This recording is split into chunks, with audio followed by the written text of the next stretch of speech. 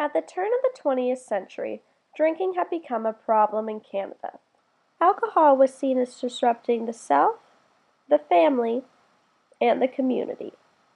Canada decided to do something about it by creating the Scott Act in 1878. The Scott Act gave each province the option to opt into an alcohol-free province, Prohibition. From the early to mid-1900s, the provinces each opted into the Scott Act for various periods of time, as seen in the chart on the screen. Despite the efforts of the Canadian government, the need and desire for alcohol still continued in the provinces.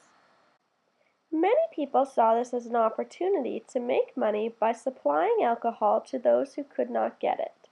This was known as rum running or bootlegging. When one thinks of rum running, the main image that comes to mind is men. But the question is, where were the women?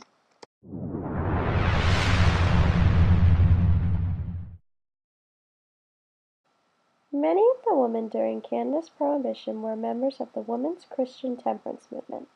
The WCTU was created in 1874 in Ontario, preceding even the Scott Act. The WCTU believed the abuse of alcohol led to unemployment, disease, prostitution, poverty, immorality, and they campaigned for the legal prohibition of all alcoholic beverages. Helping me to abstain from the use of all distilled, fermented, and malt liquors, and that means wine and beer. I don't drink, and I will do all I can to keep you from drinking. Amen. Amen. Amen. There was a large support advocating for prohibition with the Women's Christian Temperance Union. Many women also participated in rum running. In fact, the term bootlegging itself comes from the concealing of a liquor bottle in high-top boots. Many women would turn to bootlegging as a means to support their family. Female bootlegging was considered more deadlier than male because women would do whatever it took to support their family. On a small scale, women would carry alcohol in baby carriages, luggage, and even on themselves underneath their clothing. This made it difficult for authorities to apprehend women because in some places it was illegal to frisk a woman. This meant even if authorities suspected a woman of carrying alcohol, there was nothing they could do about it. Even in places where it wasn't illegal, it made it extremely difficult for officers because they were hesitant to do so for fear of the woman claiming assault. Women were also often able to flirt their way out of an arrest from a male officer. This called for perhaps a greater need for female officers. Despite the difficulties in apprehending female bootleggers, many did get arrested. However, even when arrested, females managed to get reduced sentences or no sentence at all, on the basis that they were doing it out of necessity to support their families. This meant in larger rum-running operations, many groups liked to have a woman involved, because if apprehended, in theory, the sentence would be reduced. An example of this is the case of Philomena or Florence Lysandro. Florence and her husband were drivers for the well-known Emperor Pick, who was a renowned and successful rum runner in Alberta, Canada. In September of 1922, Constable Steve Dawson had shot Piccarello's son in the hand.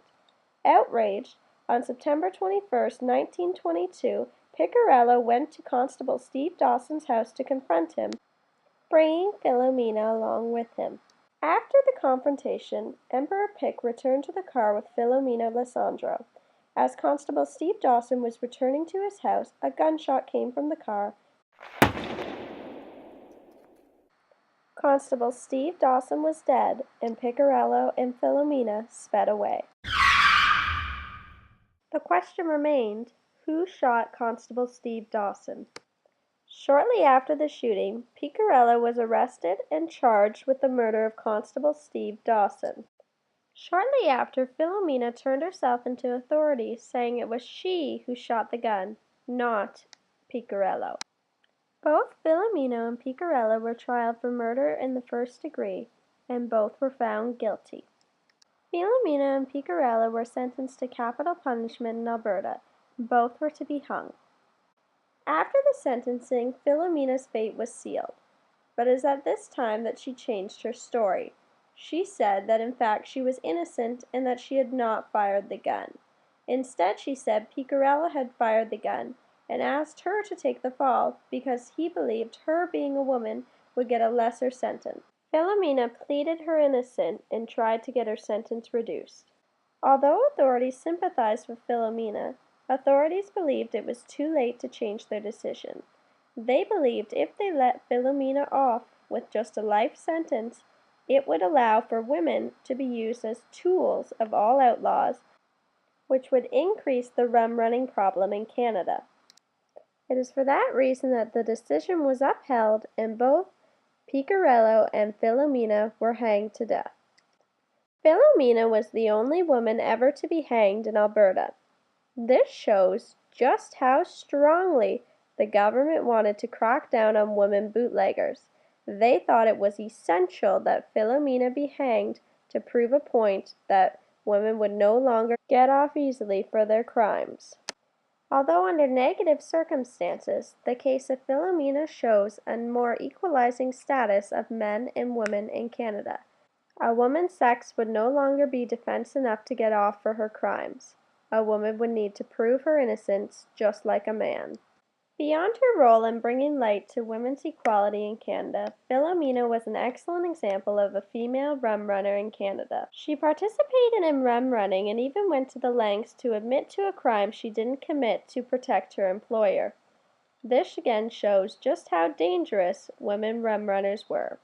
Philomena proves that women were not just advocating temperance nor passive bystanders. Women were active participants in rum running during the Canadian Prohibition.